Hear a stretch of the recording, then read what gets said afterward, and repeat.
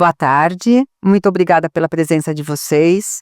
Hoje nós contamos com o Fernando e com a Patrícia e eu vou pedir para que vocês se apresentem depois, mas antes eu vou apresentar a nossa proposta. A gente está aqui na SBRA, no congresso da SBRA, e estamos gravando um programa que faz parte do Conversas que Geram Vidas, né? De interação da SBRA, da Sociedade Brasileira de Reprodução Assistida, com a revista Evolution. E hoje a gente vai falar, né, então, da interação da inteligência artificial com uma questão que vivemos faz tempo, que é a doação e a recepção de gametas. Patrícia, você pode se apresentar, por favor? Com certeza. Primeiro eu queria agradecer aqui o convite de estar na Fertilidade Cast. É muito gostoso poder compartilhar, né, desse conhecimento, dessa experiência que a gente tem num assunto tão relevante. Para quem não me conhece, meu nome é Patrícia Ferrer Brandi. Eu sou parte, né, dessa empresa familiar que é o Procid, hoje o maior banco de sêmen da América Latina. E eu cuido de toda a parte de parcerias e desenvolvimento de novos negócios e a implementação de diferentes tecnologias dentro, né, do mundo do banco de sêmen e das clínicas nossas parceiras também. Obrigada. Fernando? Bom, meu nome é Fernando Carbonieri, eu sou médico, mas todo mundo acaba me perguntando assim, você é médico do quê? Você se especializou em quê? Eu me especializei em empreender dentro da medicina. Realmente dessa forma a gente consegue atingir muito mais pessoas e entregar qualidade de vida, que esse deveria ser o foco de todos nós que trabalhamos para a saúde, quando você foca em atividades que resolvem problemas de mundo real.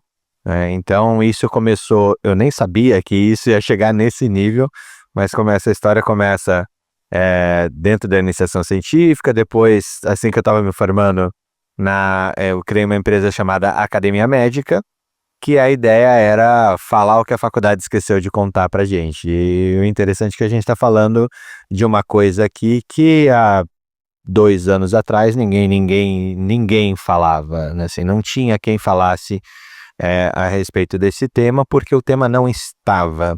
Então falar o que a faculdade esqueceu de contar sempre vai ser necessário, sempre vai ser fundamental. E hoje o meu principal foco, hoje a gente chama isso de um grupo Academia Médica, que a gente tem empresa de comunicação, eu tenho uma empresa de recolocação de talentos médicos, mas o que a gente acaba fazendo também é achar soluções para problemas de mundo real. Então, dos mais variados, utilizando IA ou não, mas sempre motivado pela necessidade das pessoas em deixar esse mundo um pouquinho melhor. Ok.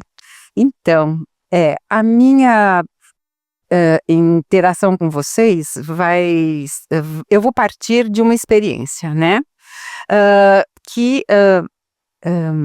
Eu sou uma pessoa que já tem uma certa experiência na área da reprodução assistida, né? E eu sou da época em que ainda nem se conseguia congelar os oócitos, por exemplo, né? Que dirá, né, ter um banco de óvulos, né? O banco de esperma, ele é mais antigo, né, Patrícia? Mas no Brasil existe aí, então, a resolução do Conselho Federal, né, que determina que a doação é anônima, né? A menos que seja de parentesco até quarto grau. Tem lá as suas complicações também, que não vem ao caso agora, né? Que o doador de quarto grau não está no banco de sêmen, né? E se está, quem recebe não vai saber, né? Que recebeu do irmão, não sei. Mas, assim, existe uma preocupação grande das pessoas, eu acredito, né? Que seria o que vai acontecer efetivamente se abrir, ou seja, se a IA entrar realmente porque assim, esses dados serão armazenados e as pessoas terão acesso com muito maior facilidade, né? Então, essa questão do anonimato pode ser que fique comprometida, né? Porque assim, nós da área da psicologia, apesar de atribuirmos ao paciente o direito de contar ou não a esse filho que ele foi concebido pela adoção, né, de gametas, nós acreditamos que é importante que essa criança saiba da sua origem, tá? E saber da origem não necessariamente tem que ser o seu pai é o fulano de tal, mas, né, você foi concebido de sêmen voado e aí pode ser que desperte a curiosidade e que o sujeito possa querer ir atrás, né? Ou não. Então, assim, tem muitas variáveis nisso tudo. Vocês acham que compromete, assim, a prontidão para ser um doador? Né? Porque assim, será que o sujeito que doa, né, ele vai estar disposto a correr o risco, né, de mais tarde um sujeito bater na porta dele e falar assim, oi, eu sou seu filho, né? Ou até mesmo no doador, né, chegar e falar assim, oi, olha, eu tô aqui numa situação precária, eu sou seu filho, então pela lei você tem que me, né? Sou seu pai, né? Eu sou seu pai, isso, né? Então, eu sou o contrário, Então, assim, como é que vocês, né, veem essa situação? Quer começar? Posso começar. Assim, eu tendo a pensar que esses dilemas de tecnologia que a gente vive, eles muitas vezes não são postos no momento que a tecnologia foi criada, mesmo porque a gente não tem capacidade de fazer isso, né? A gente não tem capacidade de imaginar onde que essa tecnologia vai chegar, como que vai ser esse mundo, são muitas as variáveis. Essas variáveis, elas sofrem influências culturais das mais diversas e o mesmo contexto ele vai se dar de forma diferente nos diferentes contextos. A mesma história vai se dar de forma diferente nos mesmos contextos. É possível que isso aconteça? Sim. Isso já tem, talvez, até casos relatados. A gente viu coisas semelhantes aqui no Congresso, na qual existe esse receio, essa proteção ou não. Mas uma coisa, enquanto você falava, que me surgiu aqui é sobre o direito do paciente. Quem é o paciente? É o doador? É a receptora? É a criança? Ou é um especialista? Ou é o especialista que está se defendendo, ou é gente que simplesmente, eu não quero ter esse problema, então eu não vou colocar esse problema na discussão, porque eu não consegui chegar lá ainda, então é melhor que a gente nem resolva sobre isso. Ou mantém do jeito que tá mais fácil, né? E a gente está no mundo que a gente chama de mundo bunny. Não sei se vocês já ouviram essa expressão, mas ele é relativo ao mundo incerto, ansioso, incompreensível, e o N me fugiu a palavra, daqui a pouco eu pergunto para minha IA aqui que ela vai trazer, mas se a gente parte da premissa que o mundo que a gente está é incompreensível, você tem dois caminhos, ou você nem tenta, nem pesquisa e nem tenta resolver o problema, porque você não compreende, então parabéns, fique na sua ignorância, que ela te abraça muito conforto. A ignorância ela é gostosa, né? Ela é uma delícia. Ou você vai pelo caminho mais difícil, mais doloroso, mas que te entrega um mundo com outras possibilidades que hoje você é incapaz de ver. E aí, quem está ouvindo, você que está ouvindo aqui, você tem uma escolha para fazer, porque parabéns, é esse o mundo que você está.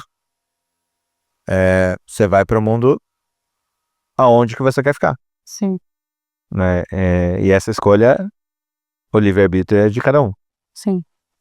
Eu acho que sobre a perspectiva de um banco de sêmen, né, eu estava pensando bastante enquanto você falava, eu acho que é importante a gente tentar estabelecer as regras do jogo, né? Então, assim, quando você pensa no Banco Nacional, onde a princípio, pela regulamentação, tanto doadores quanto receptores são protegidos pelo sigilo e pelo anonimato, e você traz isso para a mesa explicando isso para eles, eles fazem essas decisões de doar ou de receber os gametas doados com essas premissas.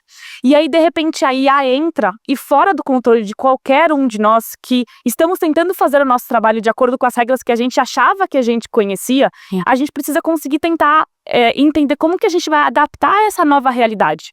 Então, como eu falei na minha palestra, né, o que eu acho que uma das implicações que a IA está trazendo é que com esse monte de dados públicos, novos testes genéticos de ancestralidade, onde esses matchings são feitos fora do ambiente controlado do banco de sêmen, é muito difícil da gente continuar dizendo que a gente consegue garantir esse anonimato. Não porque ele vai ser quebrado pelo banco, de maneira nenhuma, mas ele vai ser quebrado por fatores externos, por forças muito maiores do que a gente. E aí, então, fica realmente difícil da gente conseguir passar essa certeza para um doador que, às vezes, tem isso como um conforto da decisão de doar. Já fora daqui, onde você tem cada vez mais, né, essa tendência mundial de doadores de DE aberto, o doador já doa sabendo que essa possibilidade acontecerá no futuro, que ele já tem em contrato que, a princípio, essas crianças, quando atingirem a maioridade, podem sim pegar as informações da sua identidade e bater na sua porta. Ele já se prepara psicologicamente, ele já entende que ele vai precisar antecipar as consequências de quando esse dia chegar. Então eu acho que a gente tem que tentar estabelecer essas regras do jogo, as expectativas do doador, do banco, da clínica, do médico e dos próprios pacientes e, claro, né, dos profissionais de saúde mental que vão apoiar esses pacientes a entenderem essas consequências. Acho que vou tentar pegar um pouco do que cada um de vocês falou e assim, pegando pela área que eu atuo, né, muitas pessoas têm receio de contar, né, por medo de perder, né, o afeto do filho gerado, de se sentirem ameaçados mesmo, né, e na realidade as relações, elas se estabelecem, né, a partir das verdades. Então, assim, se eu não mantenho um segredo e se eu começo a contar para essa criança, quando criança que ela foi concebida dessa maneira, provavelmente ela vai entender que ela é fruto do desejo de um homem e de uma mulher, ou de dois homens, ou de duas mulheres, né? E que para ele existir, né? Ele seria necessário, né, a aquisição, uma ajudinha, né? E o banco ajudou, né? E aí se estabelece um vínculo onde não há ameaça, né? Como em qualquer, né, relação, tá certo? Sim. Então assim, não tem ameaça. Eu não vou ficar ameaçado se, olha, né, aquele lá é seu pai, ou aquela lá é sua mãe. Não, sim. Foi o doador da célula. Muito obrigada, você me ajudou a existir. Eu existo para tua ajuda. Exatamente. Tem uma frase muito legal que a gente gosta muito de falar no banco, que é: doação não é relação. Isso. E a gente fala isso tanto para os doadores, para eles entenderem que eles assinam contratos isentando eles de qualquer responsabilidade ou direito paterno, mas também para as famílias receptoras, para que elas entendam que isso é um meio. Ele não é necessariamente um vínculo, ele não é uma responsabilidade, ele não é um envolvimento, né? Eu acho que isso é muito importante para eles terem em mente também.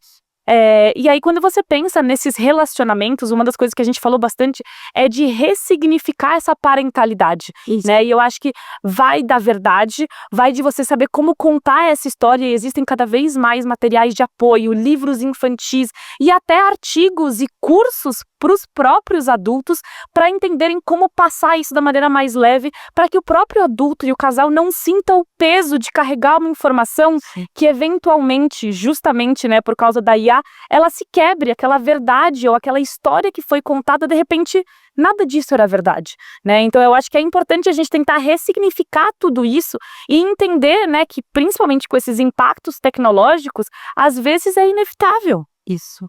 Hoje pela manhã a gente teve o simpósio de psicologia na reprodução assistida, né? E uma das mesas foi a respeito da IA, do segredo, parará, né?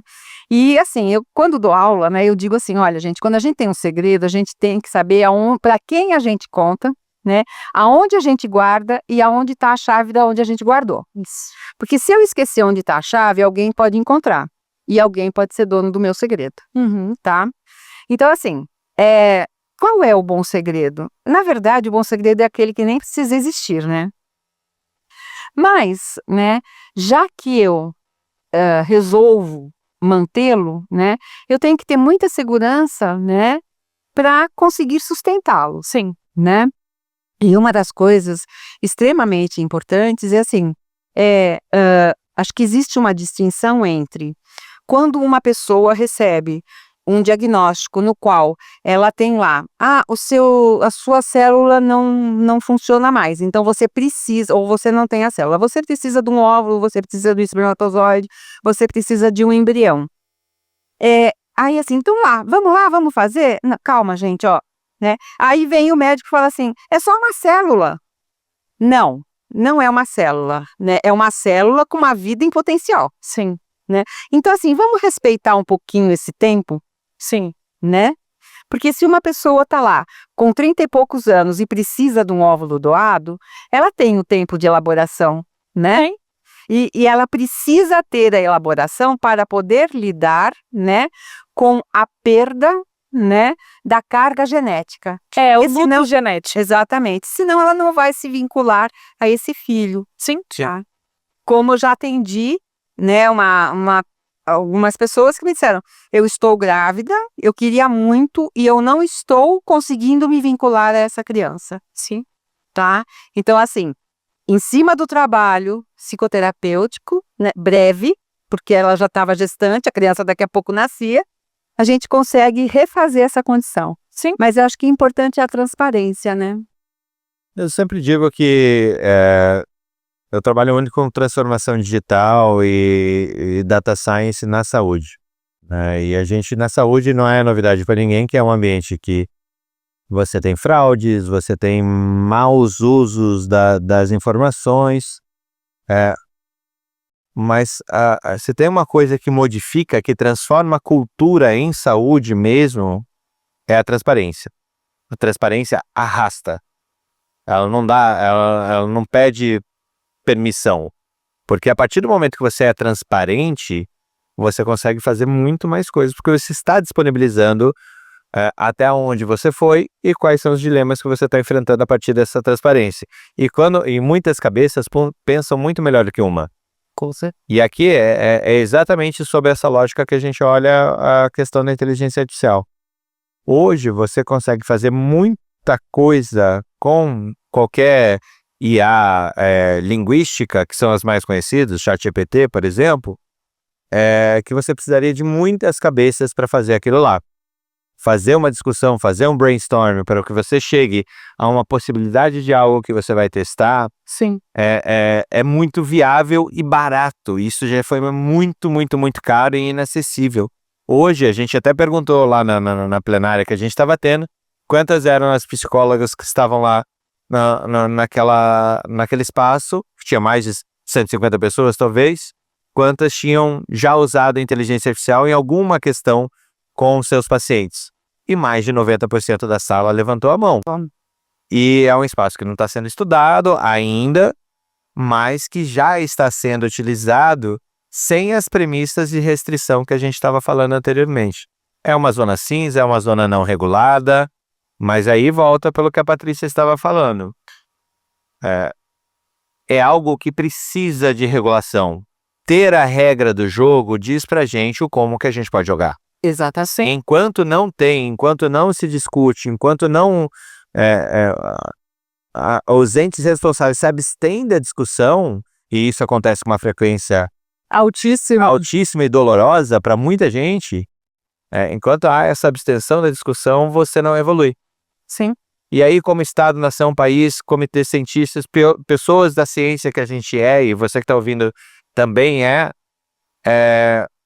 e o não participar, o não regular, tira de todo mundo uma possibilidade de gerar riqueza, de gerar recurso, e nesse caso, de gerar mais crianças, para quem está ávido por ter uma. E eu vou até adicionar aqui, eu acho que é gerar conforto também.